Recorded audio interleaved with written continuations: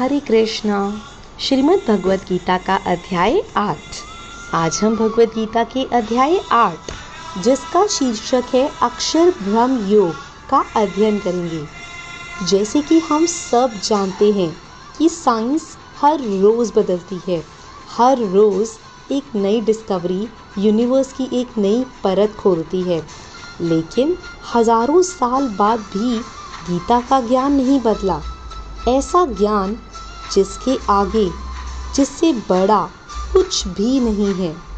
गीता के आठवें अध्याय में ब्रह्म, अध्यात्म और कर्म की बात की जाएगी। तो आइए गीता के 8वें अध्याय अक्षर ब्रह्म योग को प्रारंभ करते हैं। त्वमेव माता च पिता त्वमेव बन्धुश्च सखा त्वमेव विद्या द्रविणं त्वमेव सर्वं मम देवदेव। अर्जुन उवाच किं तद् ब्रह्म किम् अध्यात्मम् किं कर्म पुरुषोत्तम अधिभूतं च किं प्रोक्तम् अधिदेवं किम् उच्यते अधियज्ञ कथं कोऽत्र देहेऽस्मिन् मधुसूदन प्रयाणकाले च कथं ज्ञेयोऽसि नियतामभि। अर्थात न प्रश्नों की कोई कमी है और न उत्तरों की।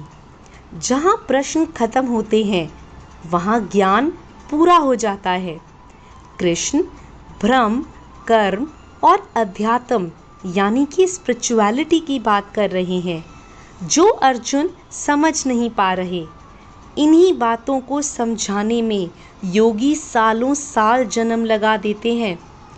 और सिर्फ समझने की बात नहीं है, इनको क्रिया में लाने की भी तो बात है। इस ज्ञान को इम्प्लीमेंट भी तो करना होगा। सबसे पहले जो अर्जुन समझना चाहते हैं वो जानते हैं।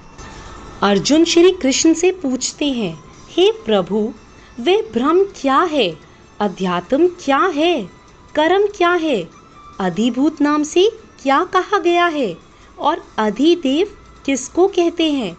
अर्जुन पूछते हैं यहाँ अधियज्ञ कौन है और वो इस शरीर में कैसे है। अर्जुन ये जानना चाहते हैं कि जो मनुष्य अपने चित्त मन को संयम में ले आते हैं, उन्हें अपने कंट्रोल में कर लेते हैं, वो पुरुष अंत समय में कृष्ण को कैसे जान पाते हैं। ऐसा क्या होता है अंतिम समय में कि उन्हें कृष्ण का ज्ञान हो जाता है। श्री भगवान उवाच अक्षरं ब्रह्म परमं स्वभावोऽध्यात्म उच्यते भूतभावो भवाकारो विसर्ग कर्म संजित।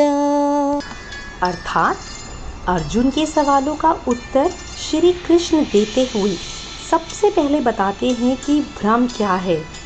ब्रह्म है परम अक्षर। अक्षर का अर्थ होता है अक्षय, यानी कि जो खत्म ना हो, जिसका नाश नहीं होता। इसके बाद श्री कृष्ण अध्यात्म की डेफिनेशन बताते हैं। अपनी आत्मा के स्वरूप को जानना ही अध्यात्म है, यही स्पिरिचुअलिटी है। फिर श्री कृष्ण बताते हैं कि कर्म क्या है। भूतों के भाव मतलब अपनी इंद्रियों को जो कंट्रोल करने वाला भाव उत्पन्न होता है, उसका त्याग करना, वह कर्म नाम से कहा गया है। हमारे अंदर हमारी स्वभाव की वजह से अलग अलग इच्छाएं पैदा होती हैं। इन इच्छाओं के त्याग को ही कर्म कहते हैं। इसके बाद श्री कृष्ण अर्जुन को उत्तर देते हुए बताते हैं कि अधिभूत, अधिदेव और अधियज्ञ क्या है? वो सारे पदार्थ जो खत्म हो जाते हैं, नष्ट हो जाते हैं, उन्हें अधिभूत कहा जाता है। यानी कि सारी दुनिया ही अधिभूत है। और जो अक्षय होता है, जिसका कभी नाश नहीं होता, वह अधिदेव है। श्री कृष्ण कहते हैं, इस शरीर में मैं वासुदेव ही अंतर्यामी रूप में अधियज्ञ हूँ। हमारे अंदर महापुरुष अज्ञान की वजह से छुपे बैठे हैं। वही महापुरुष श्री कृष्ण ही सभी यज्ञों के अधिष्ठाता है। मन में कृष्ण को बसा के बस अपना कर्तव्य निभाना है। जो ऐसा करता है उसे श्री कृष्ण प्राप्त होते हैं। जो पुरुष अंत काल में भी मुझको ही स्मरण करता हुआ शरीर को त्याग कर जाता है, वह मेरे साक्षात स्वरूप को प्राप्त होता है। इसमें कुछ भी संदेह नहीं है। यम यम वापि स्मरन् भावम त्यजन्ते कलेवरम तम तम मेवति कौन्तेय सदा तद्भाव भाविता। हमारा जन्म एक सेविंग अकाउंट की तरह चलता है। हमारे कर्म अच्छे और बुरे दोनों ही उसमें जमा होते हैं और घटते भी रहते हैं। जन्मों का यही हिसाब किताब हमारे अगले जन्मों की रूपरेखा को भी रचता है। श्री कृष्ण कहते हैं, हे अर्जुन, ये मनुष्य अंत काल में जिस जिस भाव को स्मरण करता हुआ इस शरीर को त्याग करता है, उसे वही प्राप्त होता है, क्योंकि वह उसी भाव से भावित रहता है। इसलिए हमेशा श्री कृष्ण को अपने मन में रखकर निरंतर जब आप अपने कर्म में लगे रहते हैं, तो सिर्फ ये जन्म नहीं, आप आने वाले कई जन्मों का सुधार कर रहे होते हैं। कई लोगों को आपने ये कहते सुना होगा कि ये तो इसके पिछले जन्मों के कर्मों का नतीजा है। कृष्ण अभ्यास को बहुत बड़ा मानते हैं। प्रैक्टिस को बहुत ऊंचा स्तर दिया है उन्होंने। इसीलिए वे कहते हैं, योग आसान नहीं, योग का अभ्यास करना पड़ता है।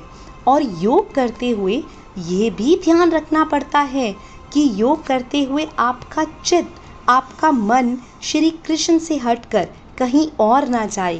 काम, क्रोध के भाव यदि योग करते हुए आए तो आपका योग वहीं खत्म हो जाएगा। फिर अपना कर्म, अपना कर्तव्य आप नहीं निभा पाएंगे। इसी के साथ आज मैं भगवद गीता को विश्राम देती हूँ और अब कुछ चंद शब्दों के साथ मैं अपनी वाणी को विश्राम देती हूँ। तेरा होकर भी तुझको सर झुकाना भूल जाता हूँ। क्षमा करना प्यारे, तेरी महफिल में आना भूल जाता हूँ। और शिकायत रोज़ करता हूँ, तू मिलता नहीं मुझको, मगर खुद को तेरे काबिल बनाना भूल जाता हूँ। खुद को तेरे काबिल बनाना भूल जाता हूँ। दिल के उजड़े हुए गुलशन में जो तू आ जाए, क्या खबर कागजी फूलों में खुशबू आ जाए। दिल के उजड़े हुए गुलशन में जो तू आ जाए, क्या खबर कागजी फूलों में खुशबू आ जाए। मैं अकेले में बस एक ये दुआ मांगता हूँ मेरे प्यारे, कि जान मेरी निकले और सामने तू आ जाए। जान मेरी निकले और सामने तू आ जाए। जय श्री कृष्णा, जय श्री राधे।